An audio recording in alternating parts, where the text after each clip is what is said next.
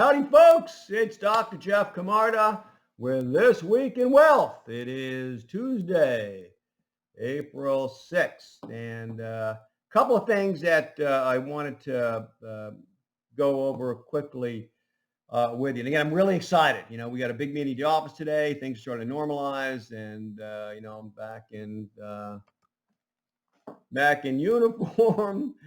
And really excited as we expand the team. Got a lot of high quality folks coming on that will hopefully get to do some videos so they can introduce themselves soon. But I wanted to talk about a couple of brief things today that many of you ask questions about. And the first is, for estate planning, and trusts.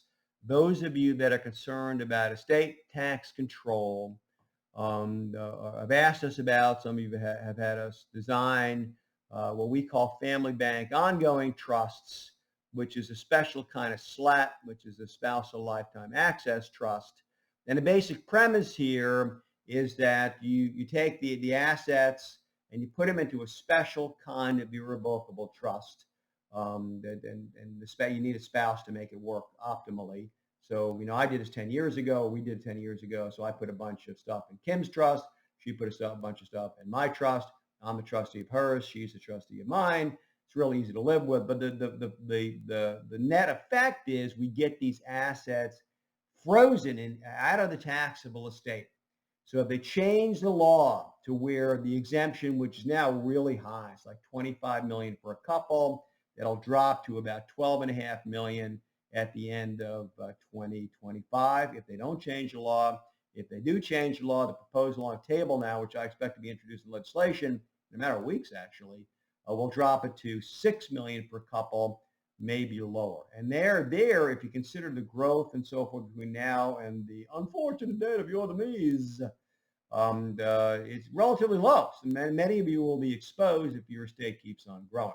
So that's what a SLAT or FBOT does. It allows you to retain control and enjoy the property, but still technically get it out of your estate by using what's called a taxable gift. And I don't want to get too much into detail of that in the weeds here. You can watch this stuff in the classes, but that's the basic premise. Very often, this advice is coupled with asset protection planning. And asset protection planning is really important. If you have assets that are exposed, and in Florida, these typically are going to be things that are not your homestead, your primary residence, other real estate exposed, but not your homestead, or life insurance, cash values, or annuities. God forbid you got a lot of money in there, but these are protected, as are IRAs and 401ks and retirement accounts. But everything else isn't. The business that you own, the joint account that you might have with your spouse, your own personal account, money in the bank, brokerage accounts, a TD, they're just in your names. These are exposed. And the art of asset protection planning is to get them into an environment where it becomes difficult or impossible for you to be forced to sign them over, like because there's a lawsuit against you. And I tell you, say you're not exposed. I think I told a story a few weeks ago, but one of you who may be watching now felt that way for many, many years until somebody slipped on their walkway over at the front door and claimed to have been hurt, and they got a letter not long thereafter from Eddie Farrer. I'm sure you all know who Eddie Farrer is. He's a personal injury attorney that looks to, you hurt, we fight, and choose to come after your assets. So using the right structure makes it very difficult for Eddie Farrer to extract assets out of here for reasons I'm not going to get much into now again. But for those of you that have an interest in doing this, it's really quite simple, right? The basic mechanics of it, you take exposed assets like the joint account with $500,000 in it, the bank account, the TD account, whatever, the Merrill Lynch account, and we put this into a special kind of LLC, which I call an asset protection family holding company. It's got to have special sauce in the operating agreement. It's got to have the right configuration. So if you have one or you want one, at least get our legal team's opinion if you don't have us create it to make sure it works, because most of them won't. They got to really check all the boxes. And just because you have an LLC, most of them are worthless for asset protection. And also depends on the state. Florida has a very strong law if you know how to use it. Many don't. Georgia's LLC is pretty much worthless, I understand. So, but anyways, you've got the LLC has to be properly constructed, and provided it is, you put the accounts in the LLC, the brokerage accounts, the bank accounts, everything that's non-operating. You don't want to put businesses in there or real estate. Why? Because if real estate burns, everything in that LLC is exposed to satisfy a claim. So if somebody died in a fire or whatever's in the LLC, not only just the real estate, but the bank and brokerage accounts are exposed. You want to silo this and put the bank and brokerage accounts just in a bucket, if you will, that doesn't have anything else, has no operating assets, nothing that will generate liability. Don't put businesses or real estate in there. They should have their own. Again, that's beyond the scope of this week in wealth.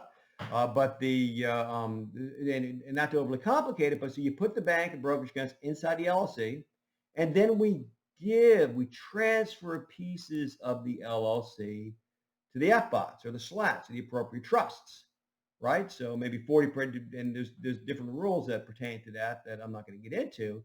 But for simplicity, we put half in Mama's trust of the LLC. That one owns half of it, and we put half in Papa's trust.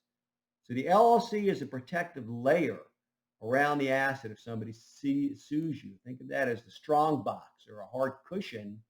And the FBOT or the trust is what transfers it, gets it downstream, and also avoids estate tax if you're concerned about that and you have the right kind of trust, which again is an FBOT, family bank ongoing trust. The other thing I want to mention is get the vaccine. I got my second dose of Pfizer 8 days ago. And I tell you, it laid me out. I was sick as a dog for 3 or 4 days, spent a lot of time in bed and so forth. But by Friday, I was okay, and I was back in fine fettle by Saturday. And I know many of you were concerned about this, but you got to look at the probabilities. And, the odds of getting sick from the vaccine and what the consequence of that might be compared to the odds of getting sick from COVID and what the consequence of that might be, or just the COVID is so much worse. And that's how I think your decisions should be guided. And also, it looks like everybody over 16, qualifies for Pfizer. And in Florida, everybody over 16 can get it, I understand. And the tests just were finished released actually for the 12 to 16 group, where my youngest son Dante lies. So hopefully, I'm expecting that to be fast-tracked and approved for distribution within a matter of weeks. So I really just worry about my grandkids, Bastian and Jager and Evie, that are under 12, and unfortunately, I don't think we're going to see any progress on that front until the fall at the earliest. But prayers are there. Anyway, thanks so much for listening to this long-winded Week in Wealth, and I'll try to get this video some new folks out, push them out to you relatively quickly. Thanks for watching. Until next time, go forth in wealth. God bless you all. Thank you so much. Bye-bye.